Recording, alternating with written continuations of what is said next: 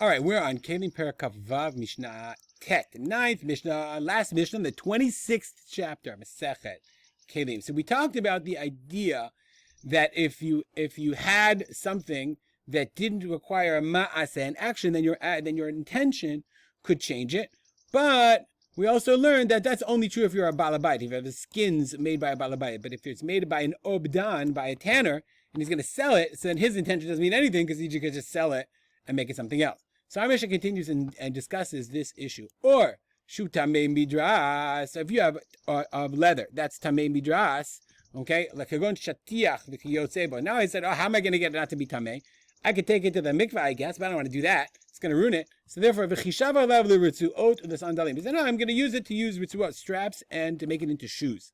So that's not enough. You have to actually do something. Therefore, the Mishnah says, Kevan shenatan bo et ha'izmel, as soon as the izmel is like the knife, the exacto knife. Once you started cutting it, then it becomes tahor. Once you do an action in order to make it into something else, then it's tahor. Divrei Rabbi Yehuda, that's the position of Rabbi Yehuda. Chachamim say, ad shima atenu pachot michamishat tfachim. No, you have to cut it.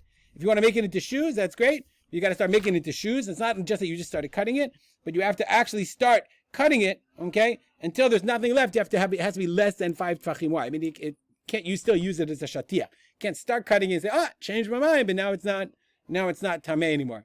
That wouldn't work. Rabbi Elazar ben Rabbi Tzadok Omer, says Rabbi Elazar Rabbi Tzadok. Now, according to the Bartanura, as we'll see, this is a new topic, new idea. It says the following: Avos mitpachat shel or tme'ah umin hakeset tehorah. If you make a mitpachat of or, mitpachat is like a head wrapping of leather, it's tamei. It's mekabel Tumah. Umin hakeset. Okay, if you make a mitpachat, okay, from keset, then it's tehorah. We'll see in a second what this means. It says about Tanura. Okay, mitpachat shel or shu tamei midras, tame'ah mitpachat. If you make a mitpachat from leather, that's tamei midras, and mitpachat is tamei. Sham mitpachat domeh l'shatiach, because you wrap it around your head. Pa'amim uyoshev, and sometimes you sit on it. Aval im katzat haksatzot shel or tameot. But if you cut them, that's what he says. If you cut them from the coverings of leather that were tamei and you made mitpachat, then you're tahorah midei abe keilim shenishbru. Okay, just like keilim shenishbru. Says the Mishnah. So that's what Rabbi Tzadok says. Ha'oseh mitpachat min ha'or. If you have tamei leather, okay, then it's tamei. But if you do it if you make satot, if you cut from or the tameot and you made mitpachot, if you made from the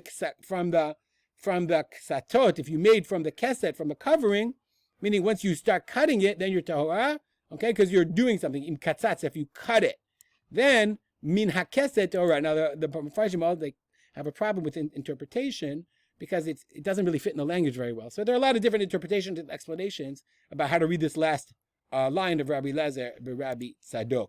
It's worthwhile to point out if you took your leather and you made a keset, you cut it and you made it into keset, it's tahor now, but now it's a kli. It can become tamei later on. We'll stop here and dedicate our link to Rabbi and my father, Rav Simcha ben Yitzchak Kalman. Comments, questions? Email me. Join the Telegram group. Join the WhatsApp group. Join. Make it a great day.